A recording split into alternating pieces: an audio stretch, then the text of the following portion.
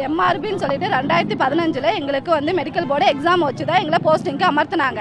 அந்த போஸ்டிங் வந்து 2015 எங்களுக்கு கொடுத்த அந்த ஆர்டரில் என்ன இருக்குன்னா, உங்களுக்கு நீங்கள் 2000 வந்து ஒப்பந்த முறையில் வந்து பணி செய்யுங்க, 2 வருஷத்துக்கு அப்புறம் வந்துட்டு உங்களை வந்து காலமுறை ஊதியத்தில் நாங்கள் பணியில் அமர்த்துவோம்னு சொன்னாங்க. ஆனால் இன்றைக்கி 2015 இது வரைக்கும் நாங்கள் ஒப்பந்த முறையில் வெறும் 18,000 தான் வேலை பார்த்துட்ருக்கோம். இது வரைக்கும் எங்களுக்கு நிரந்தர பணி தரவே இல்லை. அதுவும் இல்லாமல் நாங்கள் வந்துட்டு சம வேலைக்கு சம ஊதியம் கேட்டு கோர்ட்டில் கேஸ் போட்டிருந்தோம்.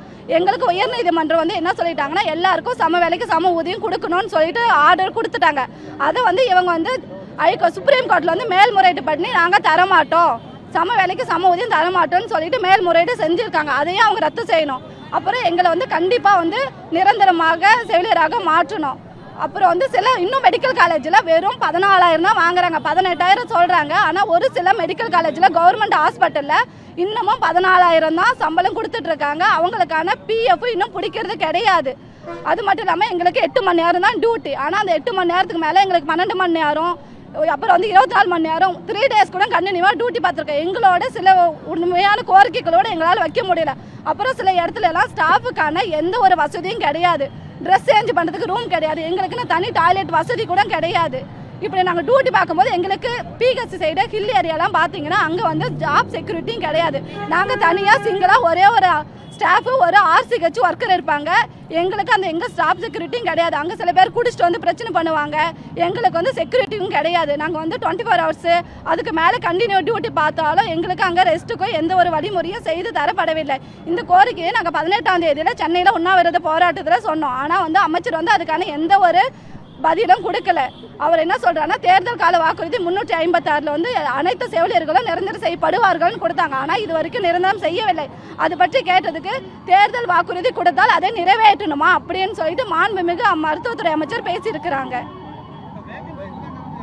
ஆனால் வேகன்சி இல்லைன்னா நான் வேலை செய்கிற எங்களுடைய பிளாக்ல 4 ஒரு அடிஷனல் பிகஸ்ல 4 போஸ்டிங் வேகன்சியாக இருக்குது. வேகன்சி 0 வேகன்சின்னு எப்படி சொல்லுவாங்க? 0 வேகன்சின்னா பண்ணி நீங்கள் வந்து காலி பணிகளை உருவாக்கினா தானே வேகன்சி வரும். பணியிடங்களை உருவாக்காமே இங்கே இருக்கிற ஸ்டாஃப் அங்கேயும் அங்கே இருக்கிற ஸ்டாஃப் இங்கேயும் தூக்கி போடுறீங்க. அப்புறம் வந்து இப்போ 11 மாத கால வரைமுறைன்னு சொல்லிட்டு ஒரு வந்து ஸ்டாஃபை கொண்டு வரீங்க. அங்கே வந்து நீங்கள் 14 மாதம் கான்ட்ராக்டில் கொண்டு வரீங்க. 14 மாதம் முடிஞ்சோடனே அவங்கள வேலையை அனுப்பிட்டு திரும்ப ரீஜாயினிங் பண்ண வைக்கிறீங்க. அங்கே எப்படிங்களா காலம் அவங்க எப்படி வேகன்சி கிடைக்கும்? 0 வேகன்சின்னு கொடுக்குறவங்க லிஸ்ட் எடுக்க சொல்லுங்க. மொத்தமாக மெடிக்கல் போர்டு வந்து லிஸ்ட் கொடுக்க சொல்லுங்க. யாரெல்லாம் வந்து எம்ஆர்பி எக்ஸாம் வந்து எழுதுனீங்க உள்ளே இருக்காங்க, யாரெல்லாம் வந்து 14 மாதம் கான்ட்ராக்டில் உள்ளே இருக்காங்க. அப்படி இருந்துமே எங்கள் ஹாஸ்பிட்டலே 4 வேகன்சி ஃபுல்லாக ஃப்ரீயாக இருக்காங்கண்ணா. அங்கேருந்து நாங்கள் ஒவ்வொருத்தரும் ஒவ்வொரு பிஹெச் இருந்து டெப்டேஷன் போயிட்டு இருக்குமே, அது தப்பான தகவல். 0 வேகன்சி. ஆனால் பேச்சுவார்த்தைக்கு போயிட்டோம். எங்களுக்கு 18ஆம் தேதி சாயந்தரம் 5 மணி வரை உண்ணாவிரதத்தில் இருந்தோம். 5 மணிக்கு மேலே கூப்பிட்டு உண்ணாவிரதத்தில் நாங்கள் வந்து நீங்கள் சொல்கிற எந்த ஒரு கோரிக்கையும் நிறைவேற்ற மாட்டோம், நீங்கள் போராடுறது உங்களுடைய உரிமை, போராடினா போராடிக்கோங்கன்னு பேசுகிறாங்க. எங்களுடைய நியாயமான கோரிக்கைக்கு தானே நாங்கள் கேட்குறோம். நாங்கள் வந்து அபார்ட்னமாக எதுவும் கேட்கலையே, அவங்க கொடுத்த வாக்குறுதி தானே நாங்கள் கேட்குறோம். நீங்கள் தேர்தல் காலம் முன்னாடி எப்படி வாக்குறுதி கிடைக்கணும்? கண்டிப்பாக எங்களுடைய ஸ்ட்ரைக்கு நீடிக்குங்கண்ணா. இது வந்து நாங்கள் ஸ்டாப் பண்ணுறதா எந்த ஒரு இதுவும் கிடையாது.